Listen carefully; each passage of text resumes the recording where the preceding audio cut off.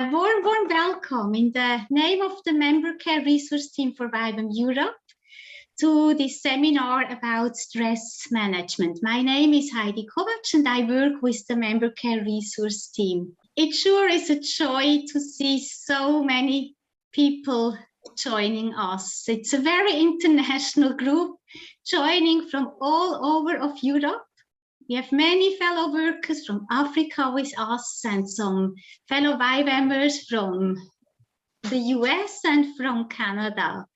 Thank you very, very much for taking the time and making the effort to join our seminar. It looks like that the topic of stress is such a relevant topic to all of us in all our different ministry contexts.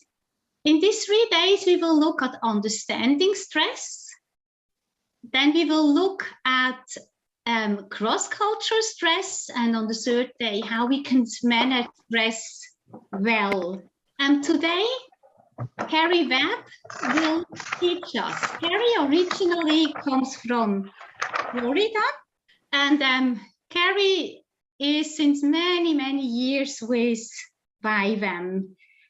She carries much experience in leading teams, in leading bases, in working with cross-cultural teams. A few years ago, she and her co-worker Catherine, they moved to Greece to re-pioneer YWAM Greece, and at the same time they pioneered the member care team for YWAM Greece, and they're providing wonderful care to many, many YWAMers in Greece and beyond. There are many things I very much appreciate Carrie. One thing that stands out for me is the way how she combines a healthy leadership understanding with member care. So I continuously learning from Carrie. Carrie, thank you so much for teaching us today and helping us to grow in our understanding. Before I hand over to Carrie, just a few words about practical things. If you have questions, please jot them down in the chat and Carrie will respond to them at some time. Okay, let me pray and then I hand it over to Carrie. Father, thank you so much that with you we continuously can learn. And Father, thank you that you created life and work and ministry in a way for us in a good pace so that it brings joy and fruitfulness. And Father, I pray us in these 3 days, we hear about stress and how to deal well with stress. Help us to grow in our understanding how you meant a good and healthy pace in life. In Jesus' name I pray. Amen. Carrie, over to you. Great, thank you, Heidi. Yes, I'm really happy to be able to share with you guys some of the things that we've learned in our research of stress and resilience. Unfortunately, Catherine, who was planning on teaching with me today, is not able to because she's a bit sick. But that's okay, just a little last minute stress to get us ready for a stress seminar. So we'll just jump right in. And today we are just focusing on what is stress. Well, how does it affect us physically? How does it affect us emotionally? All the things. So just to make sure we understand what's happening to us in our very stressful lives. So I'm going to start my screen share so we can follow a PowerPoint. Because the first thing is really that stress is a normal part of life. It's not specific to missionaries. It's everyone. Everyone experiences stress, even if you never left your hometown, even if you stayed in your home culture and got a 9-to-5 job, you would still be experiencing stress because it's a normal part of life. And it really is our body enabling us to face the challenge before us. It's a response to taxing demands. So in order to really be effective and resilient, especially in the long run, we need to be effective at managing our stress. So resilience is one of the key words that we want to focus on because that's our goal, is how are we healthy and effective? How can we maintain resilience in the field? And resilience is really just the ability to withstand or recover quickly from difficult conditions. The Resiliency Center, which is a center that focuses on researching resilience, they define it as the ability to recover from disruptive change without being overwhelmed or acting in dysfunctional or harmful ways. And that's our goal, that we're not dysfunctional or harmful as we recover and experience stress in our lives. Now, the reality is stress management is really only one factor of resilience, of cultivating resilience. So to be really resilient and healthy, we also need a good community support system. We also need good mental health support.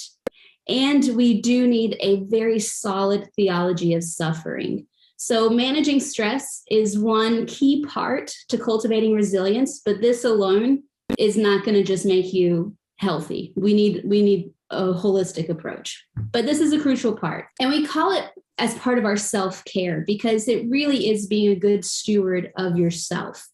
It's taking care of how your experiences are affecting you mentally, physically, spiritually, emotionally, and taking care of yourself well, being a good steward for the person that God has given you. So stress in missionary life.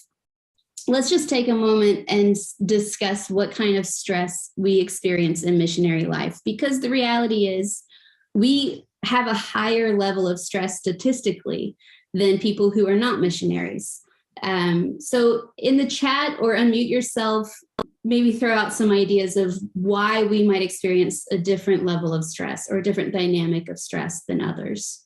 Because we left everything that was familiar and went to somewhere where unfamiliar. Absolutely. We've left the familiar. We've left our support systems, our family, the things that we know. We have many transitions. We live in a culture not our own.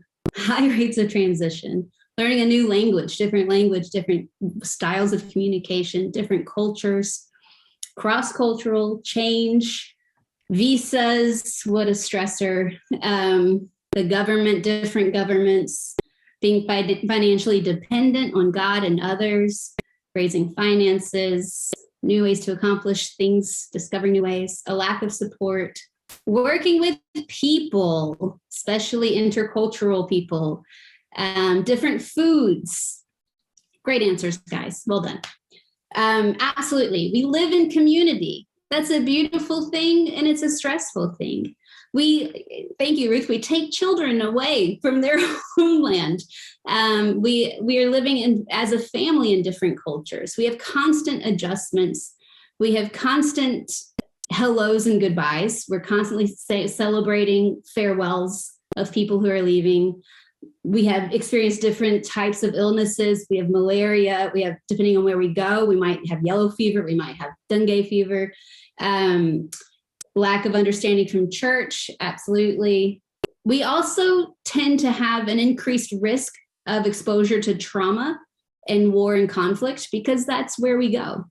We tend to take teams to the Middle East or to the DRC or to communist nations, to refugee camps. We're exposed to more suffering because we intentionally go where there is suffering. And that actually does have an impact on our stress level. So we want to look at some statistics of missionaries. And this is global missionaries across the board. This is not just YWAM. But it's important to look at, and this is from 2015 statistics. I've tried to find some since the pandemic started, but I guess the research isn't in yet. But I would say that these numbers are on the lower end of what the reality is today. But the statistics show that 80% of missionaries burn out. 80%. Again, this is from 2015. The statistics also show that 46% of missionaries have been diagnosed with a psychological issue, and the vast majority of those are diagnosed with depression. So we need to be aware of how the stress that we are exposed to actually affects our mental health. Now, this doesn't necessarily mean all of these things happen because they're missionaries. There's other factors, there's past experiences. But the reality is that we have a vast number of missionaries who might just need a little extra care as stressors come, as increased stressors come. We also have specific stress in our missionary life that's for specific phases of our missionary life. So we have this thing called a missionary life cycle, and it shows the different phases that we go through. Now, each of these phases have stress specific to it, and each of these steps of the phase have their own stressors. From selection, because what if I'm rejected? Also, what if I'm accepted? There's a lot of unknown. There's a lot of scary things when we jump into this world. And then once we're in the on field, we have orientation and adjustments into the new culture.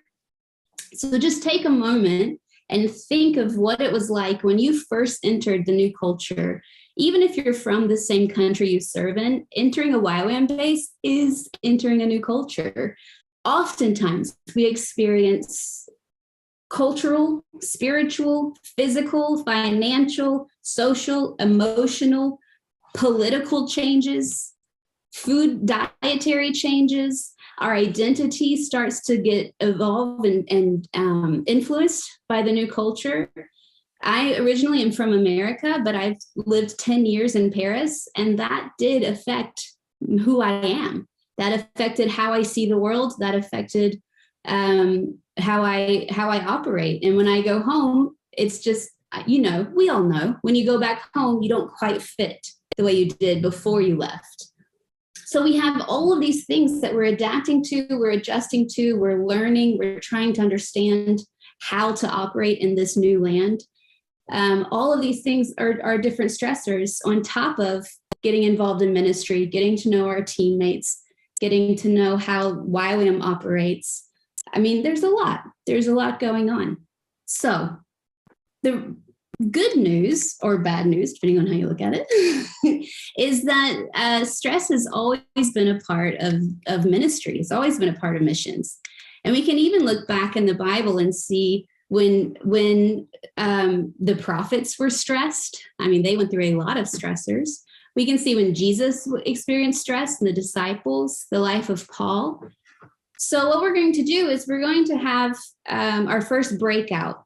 We're going to look at two passages, one from Matthew 14, 1 through 25, and the other from 2 Corinthians 11, 22 through 12, chapter 12, verse 10. When you go into your breakout rooms, the idea is to kind of see what stress can you identify.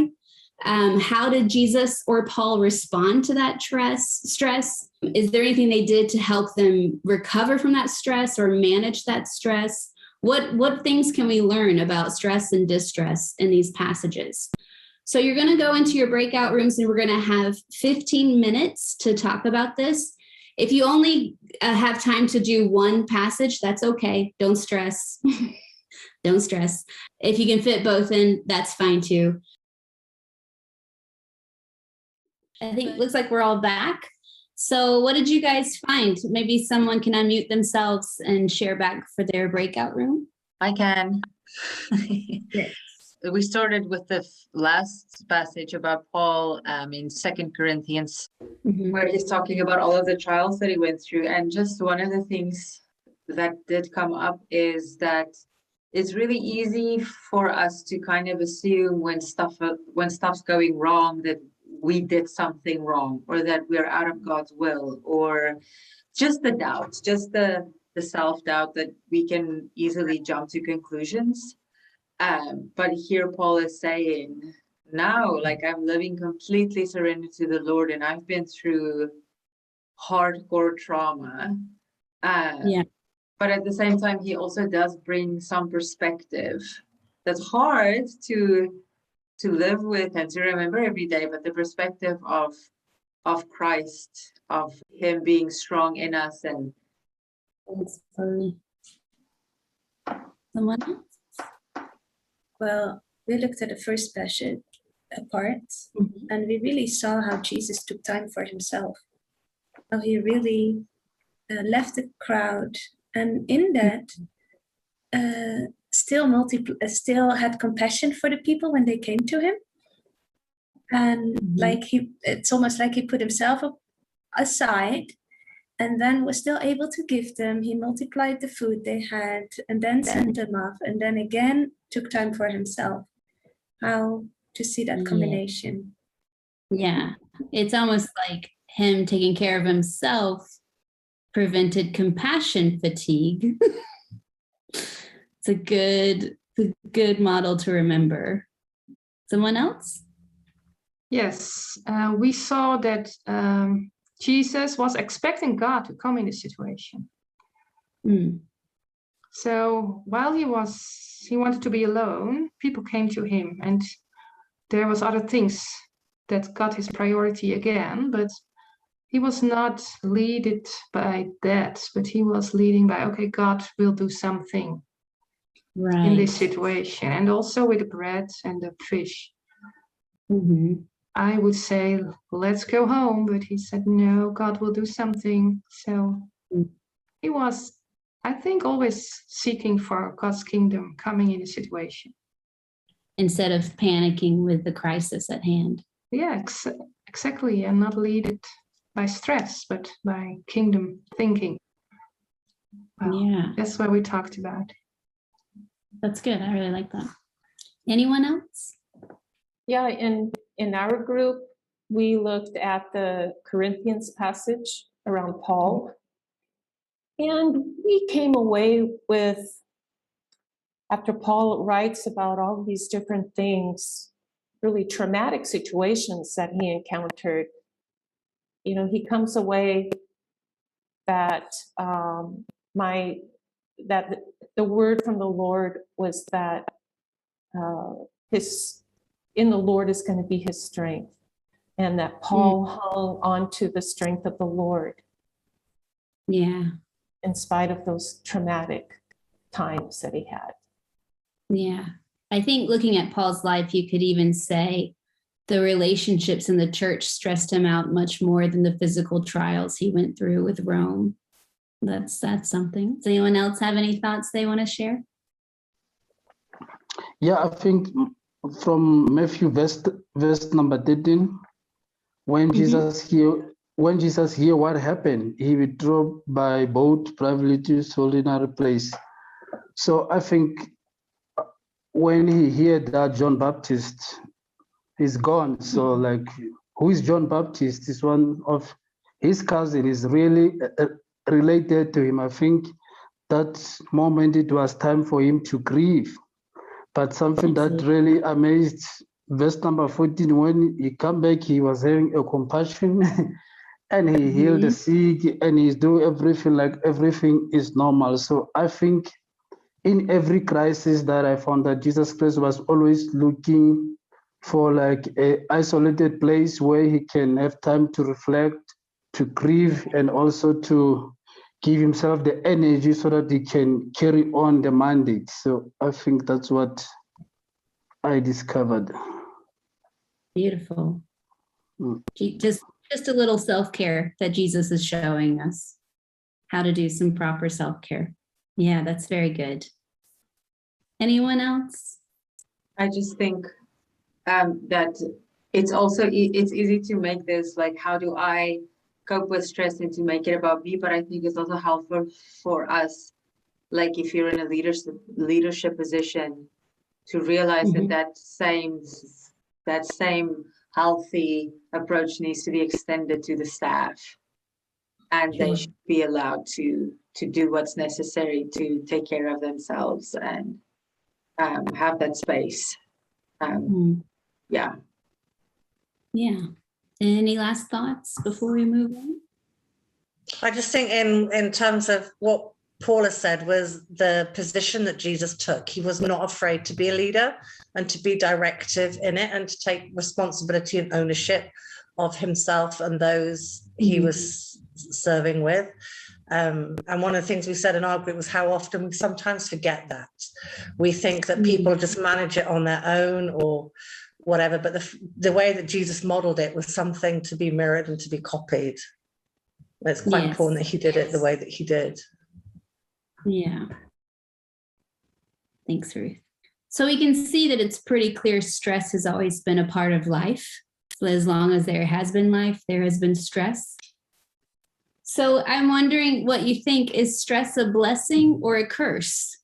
You don't have to answer yet. We're going to go into breakout rooms for it. But I have a few more questions I want you to discuss. And so I'm just going to share my screen one more time. In your breakout rooms this time, I want you to look at these questions, but just discuss, how is stress actually helpful? How can it be helpful or necessary? Does it cause us to do our best? Can it do that? Are there dangers of too much? Are there dangers of too little? So this time you'll have 10 minutes to try and discuss these questions, see what you come up with. And it's the same thing. When we come back, we'll have some feedback time. I think we're all back. What did you guys decide? Is it a blessing or is it a curse? I think it was, I just told my small group that the way you posed these 4 questions, 3 out of 4 of the questions made stress seem positive, where I've had a completely opposite perspective. So it's challenging me to think about this differently. Yeah, for sure. It's a good challenge. And what were some ways that stress is helpful or helps us do our best? Did you guys find anything like that? We found that stress can be a good motivator in helping us to stop procrastinating and putting things off, but to get things done and accomplish things, that you have that healthy measure of stress in order to do things. Absolutely. I would have never studied for a single test if it weren't for stress. I think also if you have a healthy perspective or relationship with stress, it can really prevent you from being indifferent to situations that you really should care about.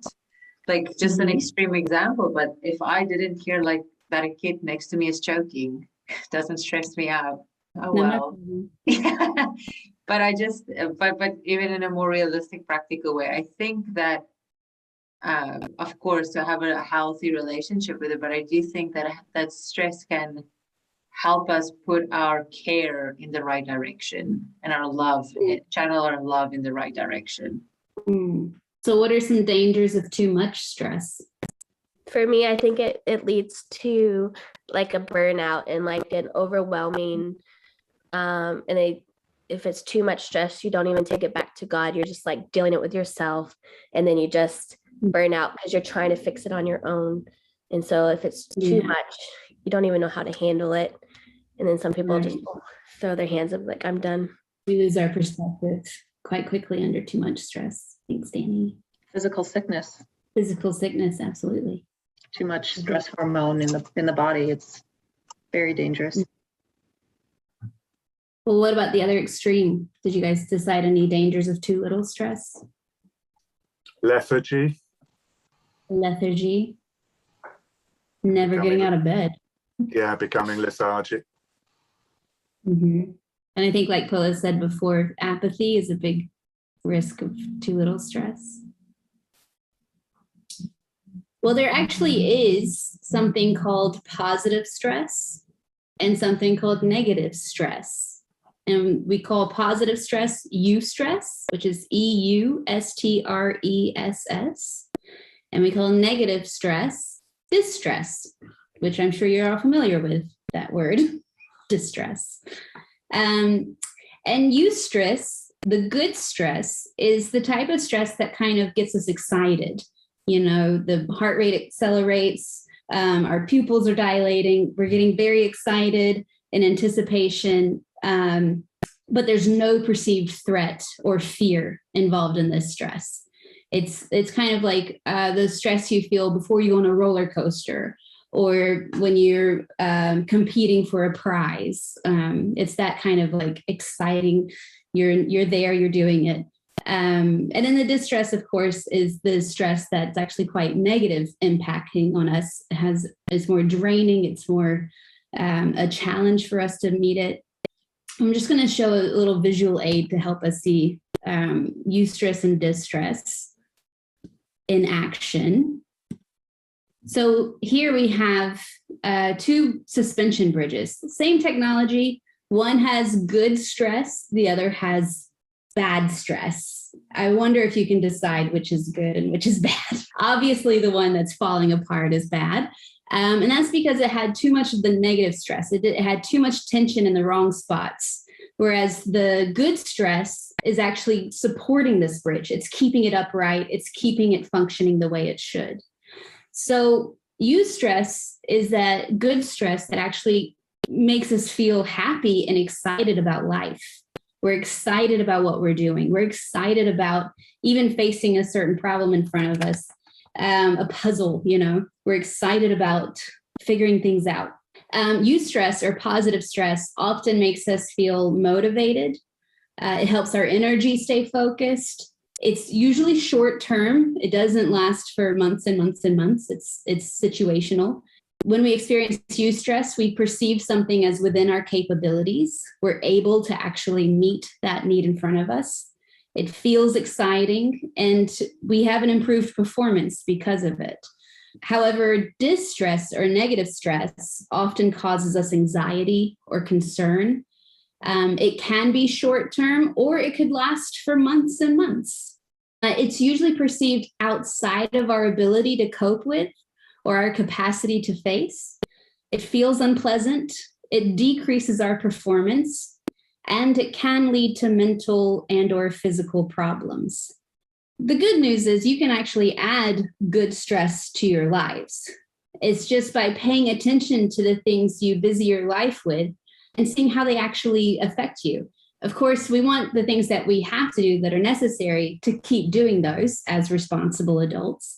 But the things that you don't have to, the want to activities, you want to make sure that you actually do want to do those things.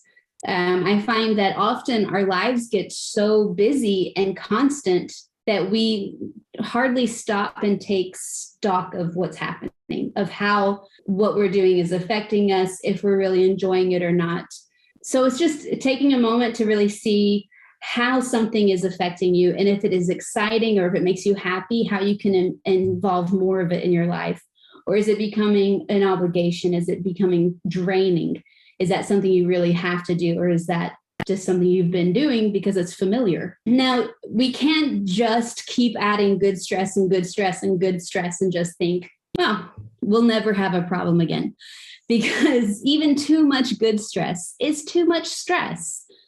Think for a moment. Say you get married, you go on a foreign honeymoon, you buy a new house, you move into that new house with your new partner, all in the space of 2 weeks. That's a lot of good changes that create a lot of good stress, but it's actually too much, and you're going to need time to recover, even though it's all good things. Do you know what I mean? So it's just important to kind of keep in mind of how your activities are actually affecting you, and what are the things that you can actually start removing from your life that you don't need to do, that is actually not helping. Are there any questions so far? Any thoughts? I think it's really good that you said even too much good stress is too much stress, because Yes. you can fill your plate with a billion stuff that you're super passionate about, but you can still super burn out, even if it's all stuff that you enjoy doing. Yeah. We're going to take a stretch break, take a 10-minute break to go get a drink, get a snack. And before we come back, we will be referencing one of the handouts that you were emailed.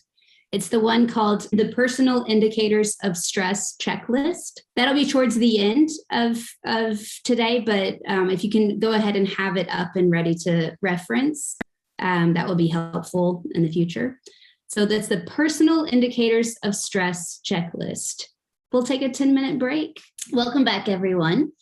So I'm going to share my screen again. We're going to look at the stress chart to see what actually does happen if we have too little stress or too much stress or just the right amount. Here we have a stress chart where the red curve is our level of stress. The vertical line is our ability to meet that stress, and the horizontal line is the demands that are placed on us. So when our abilities far exceed the demands on us, we do experience too little stress, and that leads to rust out, which means we lose certain skills that we have gained, such as learning a new language and then moving away from the place that speaks that language. We often experience frustration, boredom, and even under-involvement.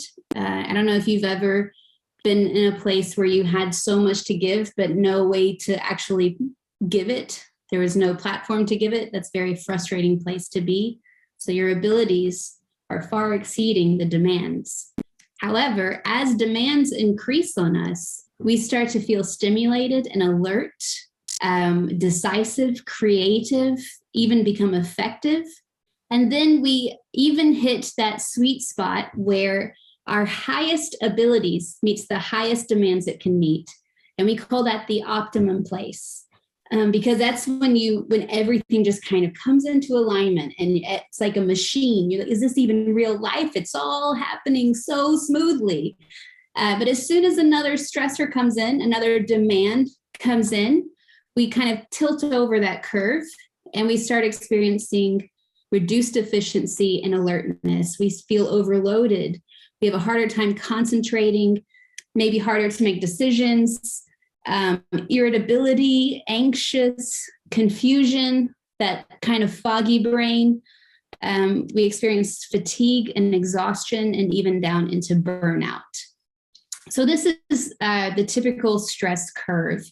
And I don't want you to be fooled into thinking that optimum is our goal, because optimum is not sustainable. So actually, you want to aim towards staying on the left side of the curve, where we have a little bit more ability than the demands that are on us, where we can stay in that effective and creative alert state. Then we will have moments of optimum, moments of working at our optimum as demands increase. But if we just shoot for optimum, every time a new stressor comes, every time a new demand is made of us, it tilts us over that curve into further overload.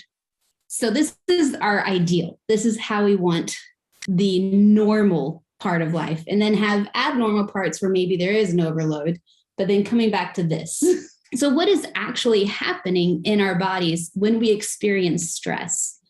And I think it's a really fascinating thing that God created us, to our physical bodies, to have a stress response and recovery system built inside us. And so you can see on the screen, there are several things that happen physically when we experience stress. Blood pressure and arteries increase, our pupils dilate, our heart rate increases, blood sugar levels increase. All these things are happening. And the reality is, the same things happen when we experience joy or euphoria, but joy and euphoria never has a negative impact on our health, our long-term health.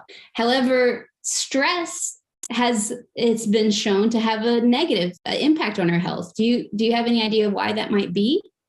Why stress might have a negative impact while joy or euphoria does not, even though your body's doing the same thing? Because joy comes from the Holy Spirit. Short time. Oh, sorry. Because joy comes from the Holy Spirit. And so that's good. Short Right, time. It's only short time. Because of short time. Any other ideas? Different chemicals are released. Similar chemicals. What they've discovered, there's a really fascinating TED Talk that will give you the source of. But what they've discovered is that our view of stress has an impact on how it affects us physically. If we view stress as negative and as harmful, it's going to constrict our arteries, our veins, while blood's just going through our blood vessels. If we view it as helpful and as positive, then our blood vessels don't constrict, they remain open. So it actually has a long-term effect on our health, our view of stress. If we view it as a God-given response to meet life's challenges, it will have a much lower chance of impacting your overall physical health, your heart health in general. So if you take anything away from today, the stress response that your body does is to help you overcome life's challenges. It's not there to hurt you. It's not there to make life harder. It's not there to hurt your heart. So we want to view it as a helpful thing. So while all of this is happening, it's because of the hormones that are being released when we experience a stress. Now, one thing about our stress response system is that it has not evolved since the beginning of mankind. And so our stress response is the same response if you are getting ready to speak in public and you have a fear of speaking in public, or if you are hiking in the woods and come across a mama bear and her cubs. Your body is responding the same. I would say that's kind of a disproportionate response for one over the other. So our body responds because when we feel stress or fear or anxiety, it's telling our brain that there's danger around. And so we need to be ready.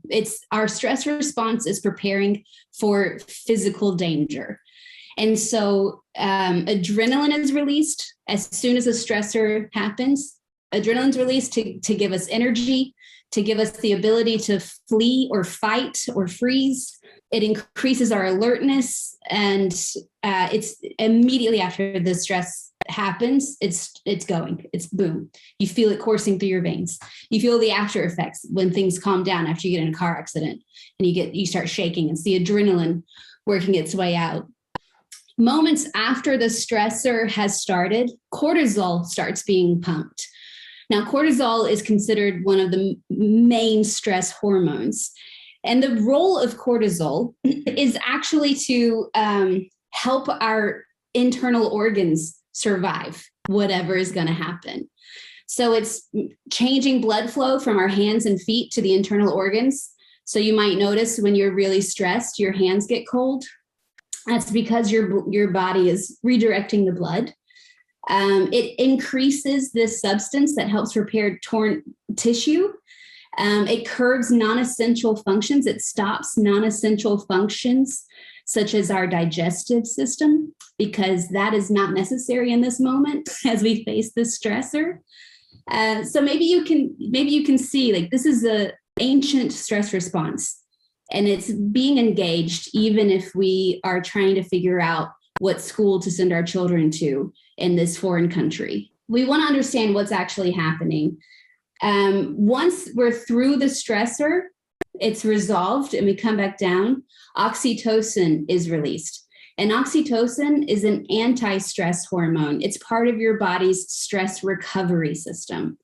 And oxytocin helps reduce blood pressure. It helps reduce the cortisol levels back to normal. It motivates us to find good, positive social interaction, good touch. They call this hormone the cuddle hormone because it's released when we hug, when we have good physical touch. And oxytocin actually increases our pain threshold, and it helps heal any damage to our heart, as well as regenerating damaged blood cells or tissue. This is incredible. These are hormones that are in our body. This is incredible. So the stress response and recovery system is actually a real gift from the Lord to help us overcome life's challenges.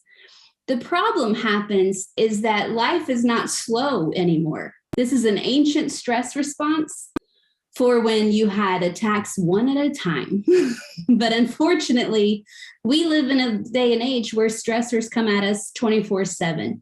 We have constant access to news, to tragedy. We have constant access to how things are going back home with our family, who's hurt, who's in the hospital, who's dying of COVID, we have constant information, constant stressors happening, in addition to just our regular lives that we're leading. So the problem comes when there's no recovery. There's no getting back to that normal level of cortisol.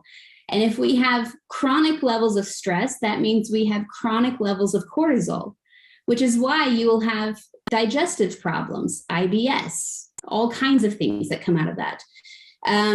You might have problems sleeping. You might have struggling with weight, with obesity.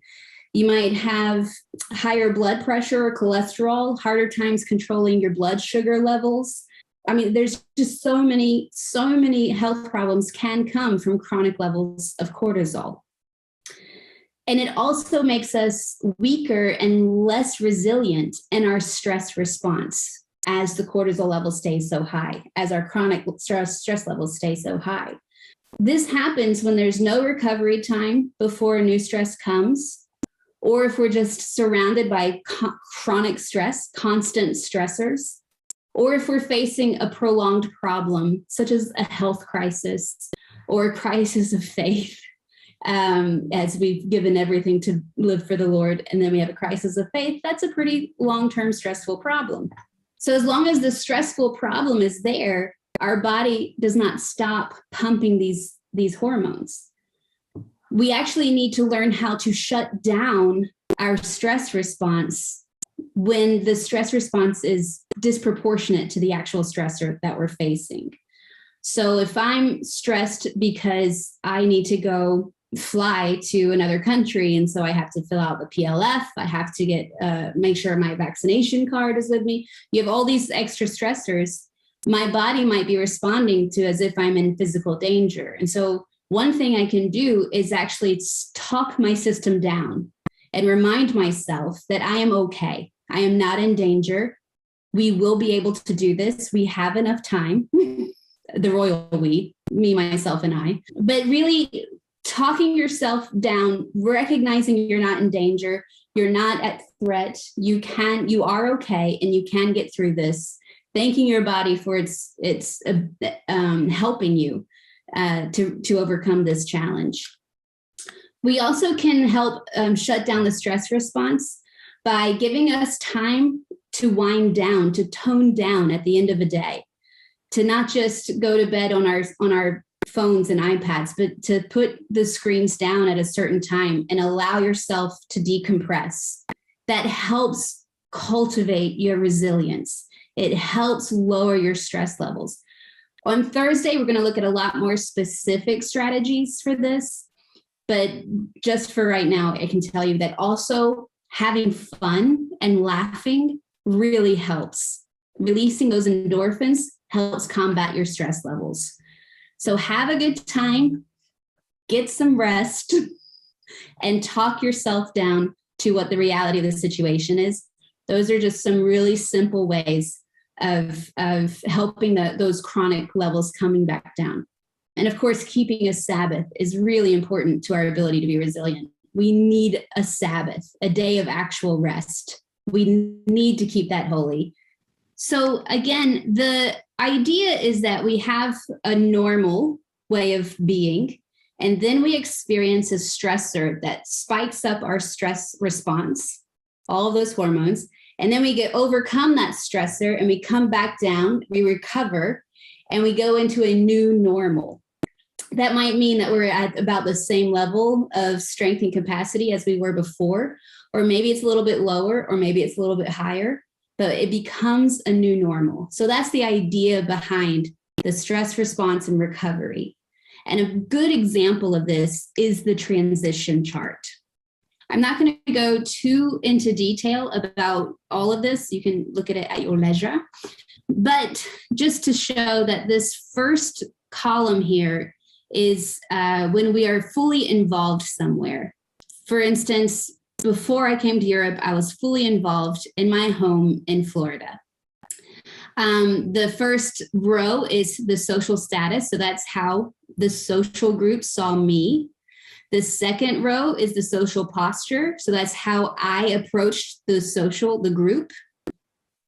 And then the third row is this common psychological experience. You don't have to worry about the bottom two at this time. So when I was involved in Florida, in my hometown, I belonged in the social status. People knew me. I never had to explain who I was. I never had to explain my personality quirks, and there are a lot. I never had to struggle to be known. I'd been known since I was 9 in this place. My social posture, I was committed to the group. I knew when people needed help. I knew how to respond to give help. And then the common psychological experience was that it was a very intimate place. I was secure. I was safe. Now, even if it's not a safe place, because it's familiar, it can feel like it's safer than the unknown. Just throwing that out there. So that was my normal, was in this involvement. And then I decided, or rather the Lord decided, to call me to France. And so as soon as I decided, okay, yes, I'm going to France, I entered the leaving phase. Even though it actually took 5 years for me to get to France, this leaving phase became more and more real the closer I got to it. So for the social status, I started distancing. We were saying farewells, celebrations, withdrawals. My posture towards them, I was focusing more on what was next. So I was pulling back. There was a lot more stressors that I was experiencing of having to move out of my house, sell my car, raise support, say goodbye to friends and family, getting ready for the unknown of joining this team of people that I had only met one person before. And then I went into transition. When I left Florida, when I got on the plane, I was in the transition phase. And that's where I'm completely unknown. I'm completely statusless. I don't know what's happening. I don't know what to expect. It's good stress, but it's also negative stress because it's all kinds of changes and adapting that's happening. And then when I landed in France, I started the entering phase where I joined the team. I wasn't known, so I was doing a lot of observation, and it's still a bit stressful because you're not known and you don't know the people around you, and it's a lot of trying to learn each other. And then finally going back into the full involvement phase where I was belonging, I was known, and I knew them. So that's like the transition experience and the stressors that happen in this transition experience. It's very much like the stress response and recovery, where you go from one normal through a crazy time to a new normal. And if you're curious, these orange dotted lines here, they just really show our capacity to give outward. And so we can see that as the stress increases, as we go into the transition, our ability to give outward decreases. So I just want to throw that in, that it might be unrealistic to expect that you can give outward when you're under a lot of stress. And maybe that's not the time to be fully involved in ministry, but it's to allow yourself to take care of yourself and recover, so that you can give out again. And we see in the fully involved phase, our capacity goes back up to full strength. We see that there are effects of ongoing stress that affects our health, our emotions, our attitudes, our behavior, our relationships, and even our spiritual health. And so in your personal indicators of stress checklist, you will see that they are separated into those 6 categories: your physical health, emotional health, your attitudes, your behavior, your relationships, and your spiritual health. So I just want you to take a couple minutes now to just kind of look over and see what jumps out as indicate your first signs that you are stressed. Okay, and as you do that, I'm just going to also show the rest of the questions that we'll discuss in our breakout rooms. So the first one is just to discuss what are the first signs that you have that you're stressed, and to think about what would others notice about you. And if you have no idea, it's probably a good idea to ask people you live with and work with, how do you know I'm stressed? Another one is what effect do you think experiencing stress has on a mission team? So if a whole team goes through a stressful event, what effect does that have on them? And what effect does one person's stress have on a whole team? So one person in that team is very stressed. How does that affect the whole? And we're going to have 15 minutes for this breakout. What did you guys discover? What did you guys discuss? One of the comments that I appreciated Johanna made in our group was that, talking about stress and the effect on teams, that are vulnerable with our stress, and we bring it to our team, then it draws our team towards us to say, okay, how can I help? And whether that's practical or emotional or perspective or wisdom or whatever, that in those moments we actually can find some unity, some community coming around us and bringing their strength and wisdom to us. That was a positive element that came out, and I really appreciated that comment. That's really great. And actually that cultivates resilience for both the person in stress and for those who are reaching out to the person in stress. It releases that oxytocin again, and it actually helps your stress response and recovery become more efficient, because God made us for relationship. So people might be the source of stress, but they're also the source of stress recovery. Was anyone surprised with what indicators of stress they found for themselves? Yeah, I think what we talked about, we discovered that a lot of those things we wouldn't put down as to stress, but more trauma. For us, it was, I think we both thrive on stress. I know I do. I love it. I do. But a lot of those things I recognized having experienced during what I would call a trauma, something a bit more weighty than just what I would call everyday stress, which was interesting. I didn't expect to see that. I mean, trauma is stress. Yeah. So just extreme stress. We were all talking about how, well, we all four of us have people in our lives that are able to recognize that if we're stressed without us necessarily realizing it at that point.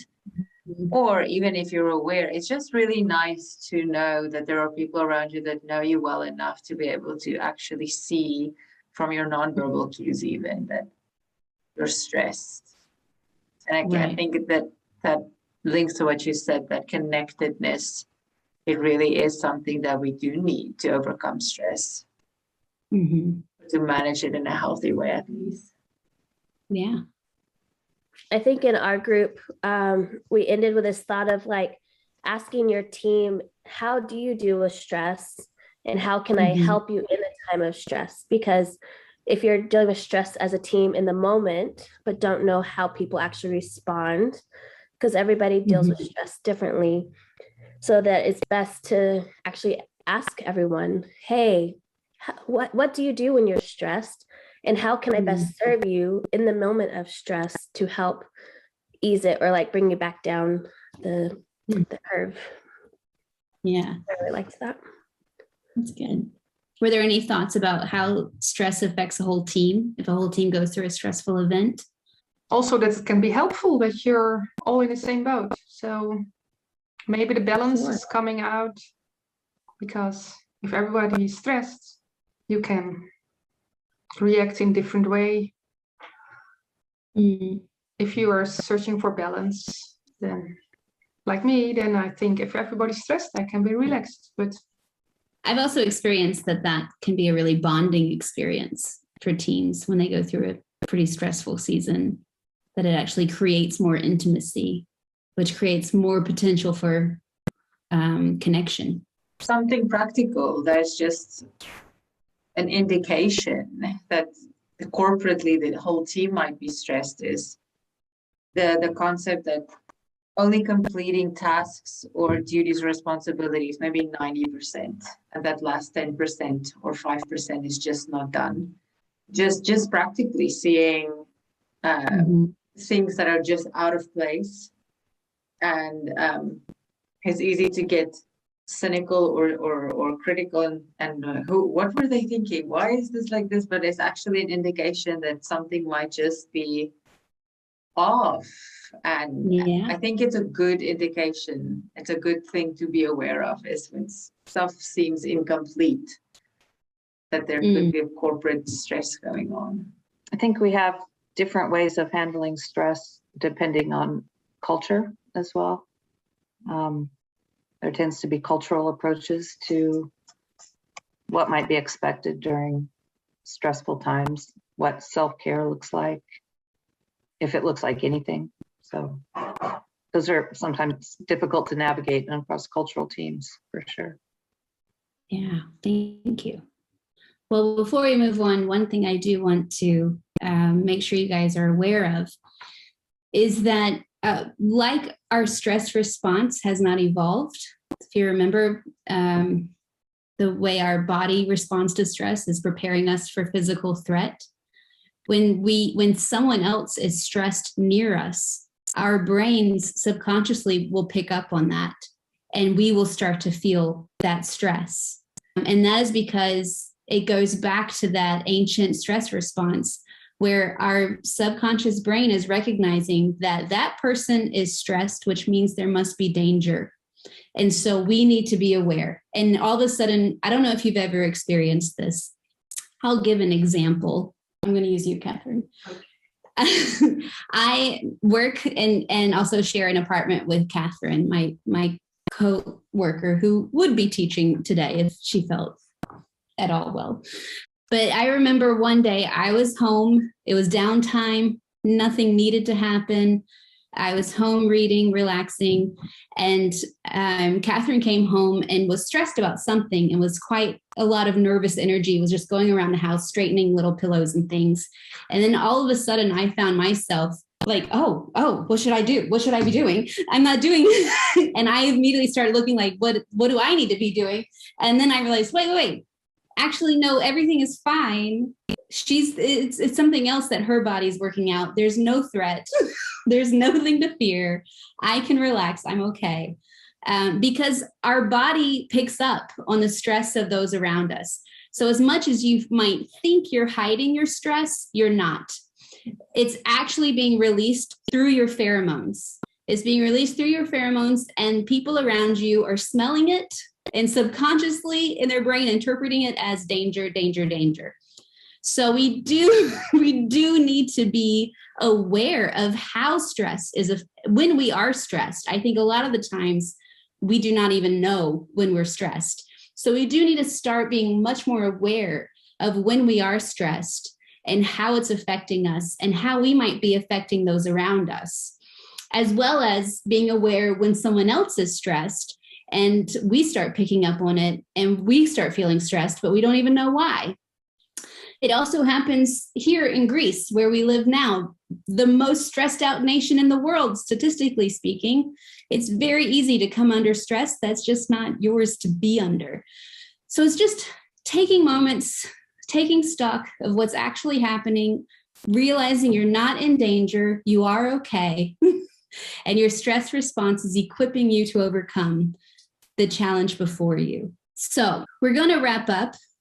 I'm going to let you guys go a little early, but before we do, I just have one more slide I want to share with you, because we do want to shift our belief of stress. We started today with a very negative view of stress. It's too much, it's too heavy, it's constant, I hate it. But now I want us to go away with the idea that actually, no, stress is God-given to help us achieve our best and to help us overcome life's challenges. So first thing we want to really acknowledge and believe is that stress is our body's way of preparing us to meet life's challenges. Remembering that this view of stress as helpful is actually going to have long-term good effects on you, as opposed to harmful effects.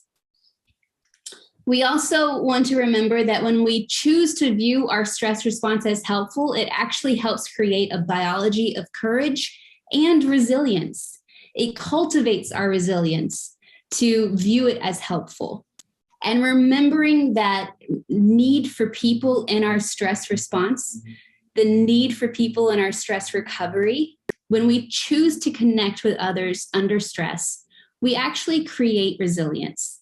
We're actually cultivating resilience for our own stress response and recovery, as well as for theirs. So we want to be people who reach out to other people in stress, and we want to be people who receive help when we are stressed and are not, I can do it alone, I'm resourceful and I'm strong and independent woman, which I am. But that will not help me recover from my stress well and cultivate resilience.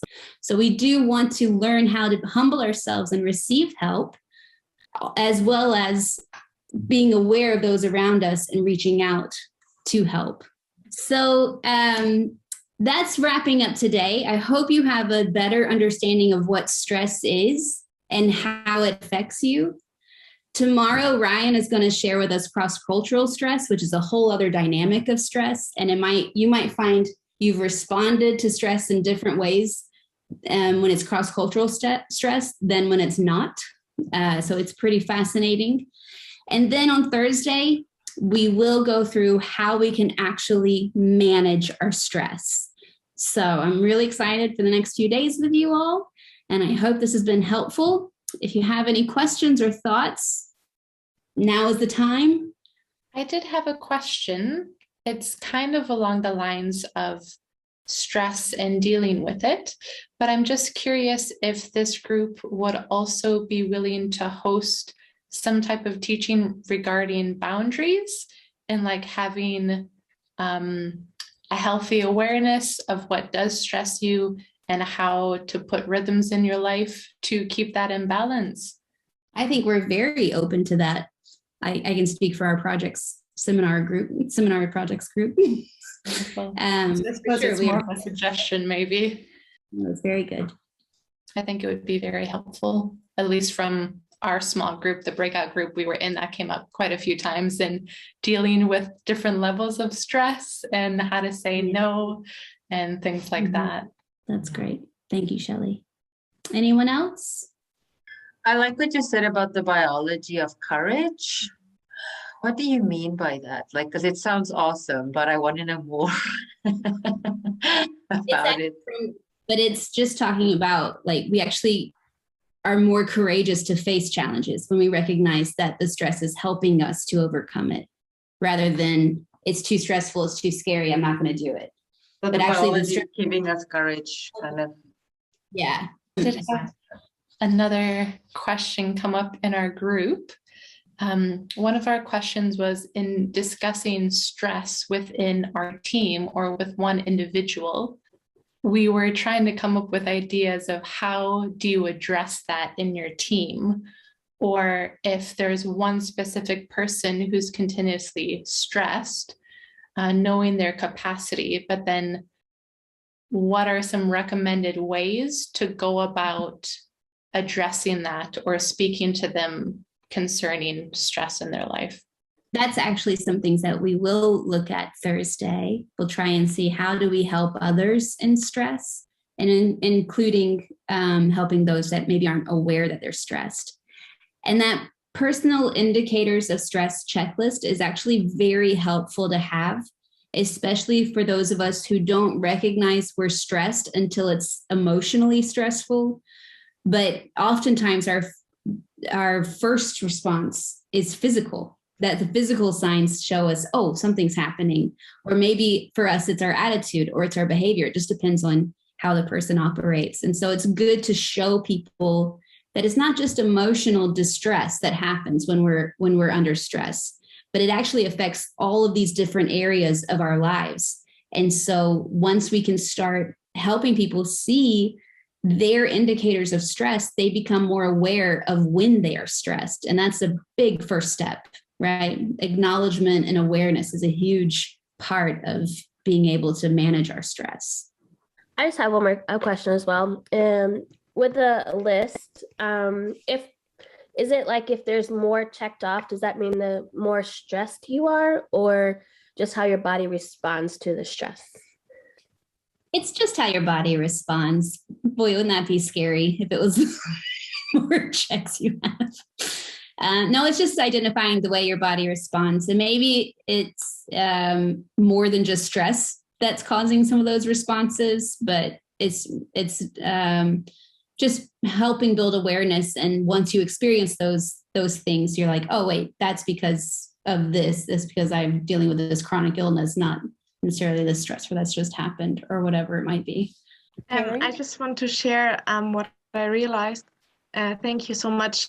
I realized that you really need time to adapt, and the team really has to realize this, that you are new, that you just raised money half a year, you left all your family, your friends, your home, and Yeah, but the thing is, like, I made a mistake again. Like, my most stress level was more when I moved in a big city in my own country, because there also I left everything. My church, my friends, I moved from my little town into a big city to work. And there I had, so it was a little bit easier actually to move to Romania, where I'm now 1 year as missionary, but still I jumped right into the work, but I didn't give me time to rest, to adapt to, and I'm really stressed. I have headaches every day. But I rest now more, but I needed to realize, okay, on the weekends, I cannot go on every party. I cannot make field trips everywhere. No, I need to rest. My team most are the people from their own country, and I'm one of the less foreigners. So for them it's not so much stress than for me. And yeah, but different. I could talk with my leader about it, but I realized I don't have to feel guilty, that I need just more time to rest. It's also, I speak every day in 3 languages. English is not my language. That's exhausting. That's mentally exhausting. Yeah, and people, I wish sometimes more that they accept it and understand you more, like have, how you say, I don't know, understanding what you've going through, also that you left everything. And yeah. Thank you. That's good. That's I feel better now, not so guilty when I cannot do so much. Yeah. Hey, Carrie, I have a question. Oh, sorry. Yes, Lisa. It's about different personality types and how different personalities would embrace stress or challenging situations. Like we heard one person say, they really enjoy, stress helps them, or motivates them. Motivates. And then there's others that they conserve as much as possible so they don't have to deal with stress. And can you speak into that a little bit? It sounds a little bit like of stress avoidance, which is a different type of stress they're in if they're avoiding things that would cause stress. I'm not quite sure I understand what they mean. So a person could, instead of putting themselves into a situation that is very, very challenging, and they know it's going to be challenging, I guess the word that was used was what people are capable of, and they stick more to what they know they're capable of, rather than launching out and pushing themselves into new things. I don't know if that's personality or if just different seasons of life. I think it's very wise to understand your capacities, and that there are seasons where you do, especially when the Lord asks of you, you do go beyond what you're capable of, and he gives you grace for it. And then there are seasons where you need to operate within your capacity. So I think that's too subjective of an experience to just be able to have a flat answer unless someone else has an idea. But in my experience, I've had those times where I've had seasons where I really went beyond my capacity. And while I had grace for it, I crashed afterwards. And I've had times where I've had to say no to things because I didn't feel God telling me to do it, and I knew it was beyond my capacity. So I think it might be just a season of life type thing. Yeah, I think to maybe piggyback on that a bit, Lisa, for your question is, even the stress chart that Carrie showed us, looking at, are they like rusting out? Is it something where they've got loads of ability, but they're not actually doing anything with it? And is it in that moment of just, you just feel like, gosh, you can get lethargic if you're in that place. So it could be something like that, but then you could also flip over to the burnout. Is it numbness? Is someone burnt out, on either side of that stress curve that Carrie talked about? So there's a couple of tools, that you can potentially use to address if you're worried about someone on your team, or you're kind of curious, is, hey, what's going on with you? I think some of the tools that Carrie talked about can be really helpful for that kind of thing, helping someone determine even where they're at, or helping you understand a team member, like, hey, what's going on? I don't know. Carrie, what do you think? I think that's brilliant, Shelby. Thank you for that input. But I think there exist different people. Like here in Romania, the people are more relaxed. Like I think it's maybe, I don't know if this is what the lady Lisa meant, but like I'm more like the Romanian, sorry that I talk so much, but the Romanian people are used to have spontaneous life, not everything working well. They used to live with less money. For us, maybe who come from different countries, it's more stress. For them, not. And I don't know if it's personality or just to grow up, like how you grow up, how to deal with stress. For sure, culture has a role in it. Our worldview has a role in it. Our past experiences have a role in it. That's why it becomes very subjective. And what may be stressful to me may not be stressful to you. And what may be stressful to you, it's probably not going to be stressful to me, because it's just a very subjective thing. So while some find it, I think, Lisa, also those that really find stress motivating, that's the positive stress, that's the good stress. So they jump into something that might be overwhelming for someone else, and they're like, no, I can't do that. And that's okay. That's why we're the body of Christ, and we all have our own part. We all have our own. It's going back to walking in wisdom with our capacity and hearing the word of the Lord about where to go and when. Well, we're going to wrap up there. If there's no other questions, we'll be back all together tomorrow and Thursday. So if you have burning questions, then feel free to share. But yeah, I think that's it for today. Heidi? Carrie, thank you, Carrie. Thank you very much, Carrie, for helping us to better understand characteristics and function of stress. I think what you shared with us today can really help us to strengthen our biology of courage and our resilience. And I trust that we all leave with a note on positive stress. Looking forward to connect tomorrow at the same time, 1:30 Central European Time. And a wonderful evening to all of you.